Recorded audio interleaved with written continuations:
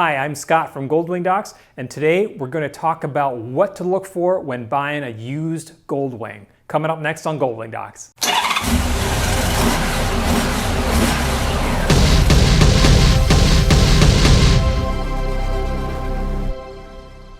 So you've decided you can't live another day without a Goldwing in your life, but you don't want to spend $30,000 on a new one, so you're going to be looking at used ones. That's great because used Goldwings are pretty much the greatest deal going. You can get a fantastic Goldwing that will go for years and take you hundreds of thousands of miles, and it won't cost you even $5,000. You can buy a GL 1500 like this one for $5,000, $3,000, and they're reliable, comfortable machines that will get you where you want to go in style and comfort. People on the Goldwing Docs website are often saying, hey, what should I be looking for? I want to buy a used bike, but I don't know what I need to ask or what I need to look for. So I made a big list that I'm going to talk through and maybe give you some information as to how to do that. Before you even see the bike, you want to ask about the bike. Here's some things you want to ask about.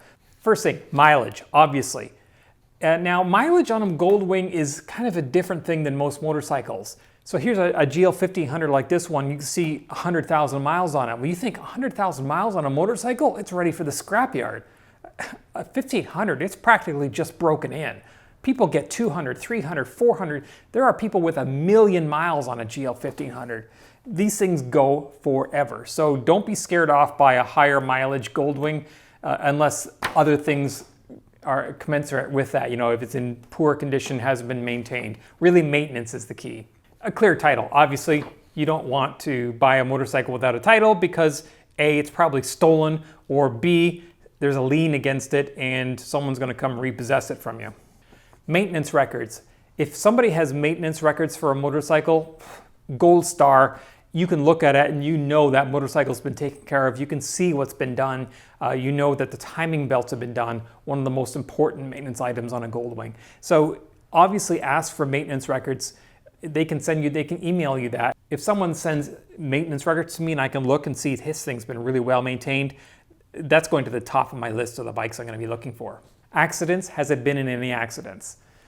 Bikes tend to, once they get in an accident, a lot of the time the bike is written off.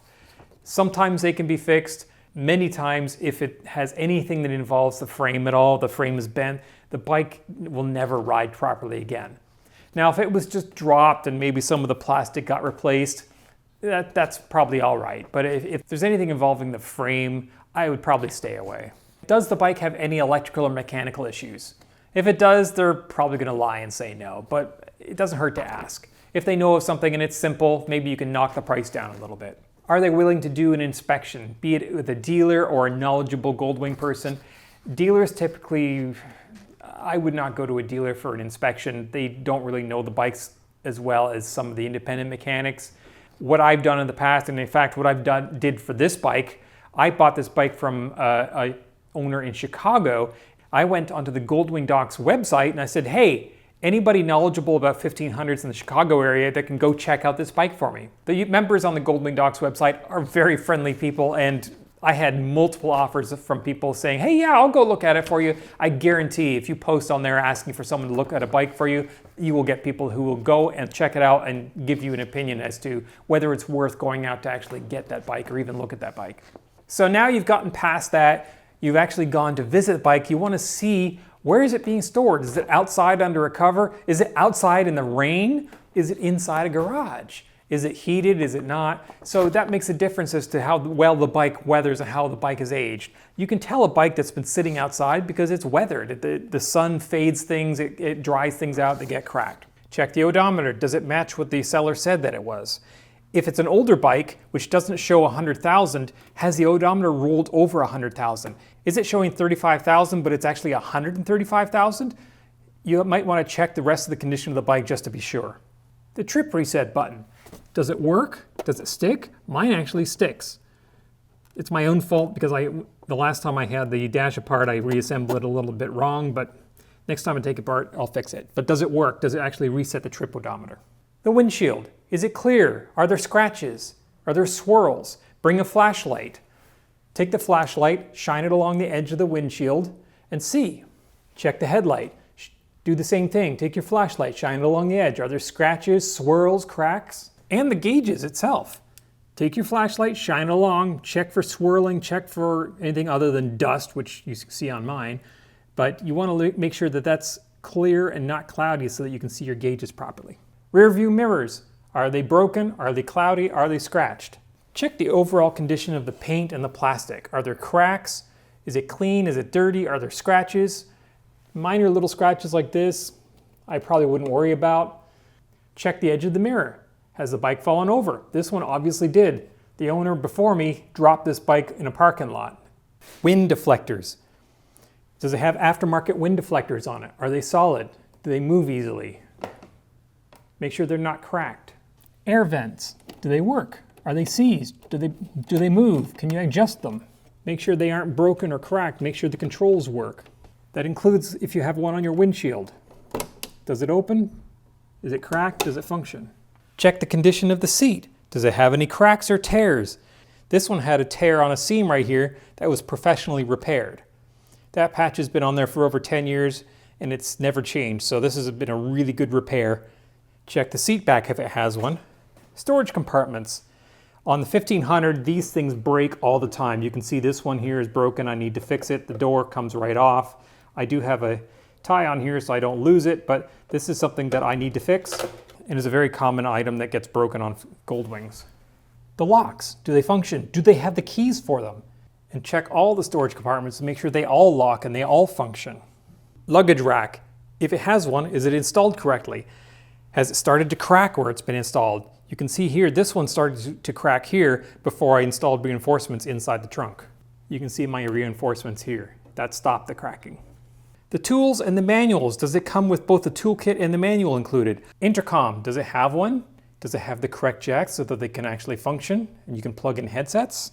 The side stand, check, make sure it has one, that it works. Check to make sure the side stand switch functions and inhibits the bike from starting or riding off. Check the side stand switch to make sure that the bike shuts off if you put it into gear. Same thing goes for the center stand. Does it work? Is it bent? Look up underneath the bike to make sure the pivot isn't actually rusted or bent. Driver and passenger foot pegs. Do they work? Can you adjust them? Are they worn? Are they bent? Look underneath them. Have they been scraped? Has the bike been down?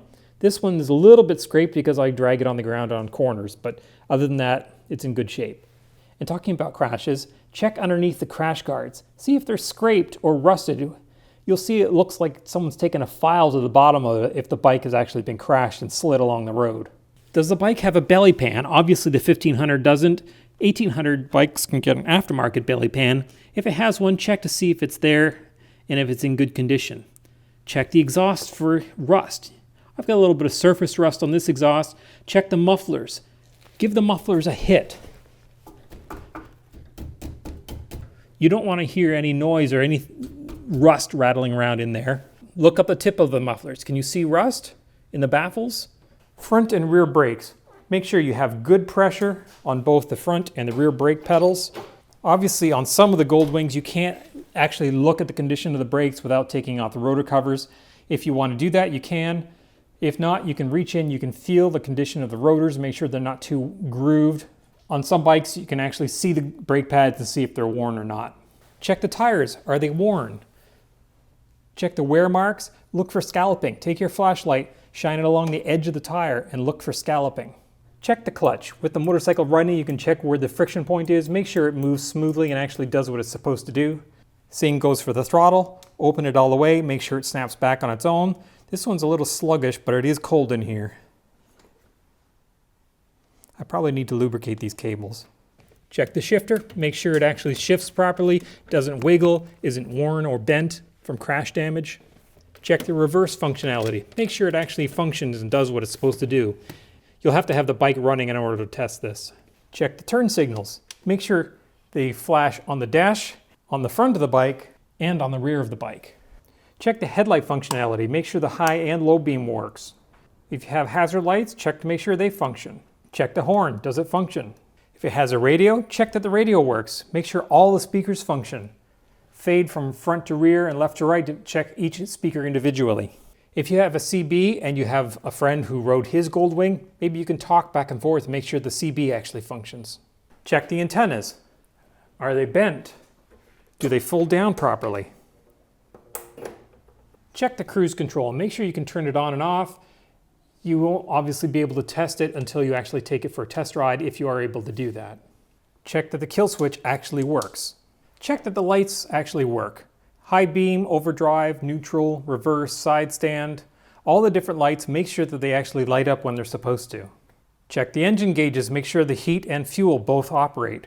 Once you've gone over and checked all these basic items, the next thing I would do is start the bike. Let it run for a while. If at all possible, make sure the bike is cold when you get there so you're not starting a warm bike, because a lot of problems will only occur when the bike is cold. The seller might try to hide those by running the bike and getting it warm before you arrive.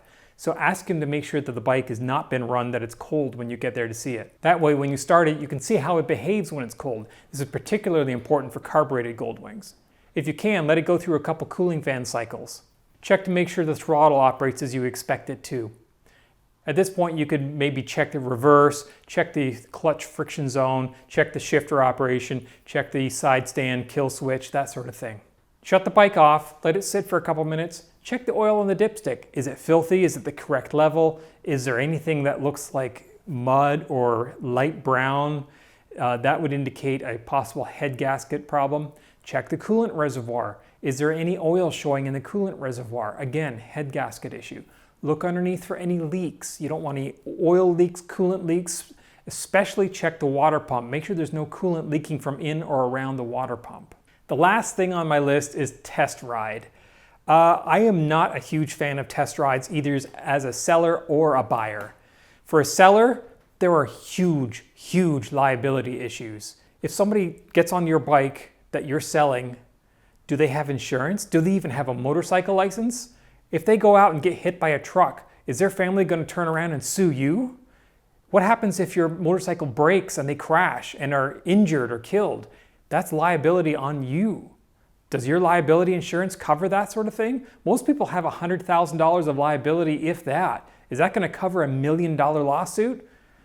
To me, letting a prospective buyer ride a motorcycle, ride my motorcycle, is just not going to happen. Some people will do it if they hold a license, or they'll have them fill out a waiver of liability, but honestly, I just don't do it. What happens if they go out and crash your bike?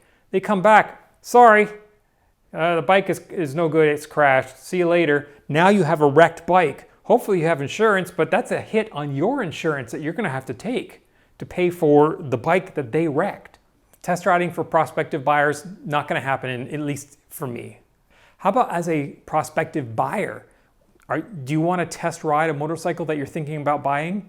I've done it, but is the bike safe? Does it have unknown safety issues that you don't know about, that you're not going to find out about?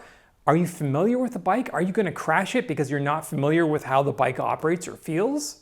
There are a lot of things you can't tell about a bike without actually riding it in terms of how it rides and if it has problems. Does it pull one way if you brake, for instance? Does the clutch not work well when you're downshifting from certain speeds? That's the kind of thing you're only going to find out by actually getting out and riding the bike. But there's definitely a risk to doing that. And not many sellers are actually very happy with you going out and doing a test ride on a bike.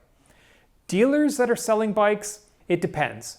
They do have liability insurance that covers them, so that if you crash the bike on a test ride, their insurance is going to cover it.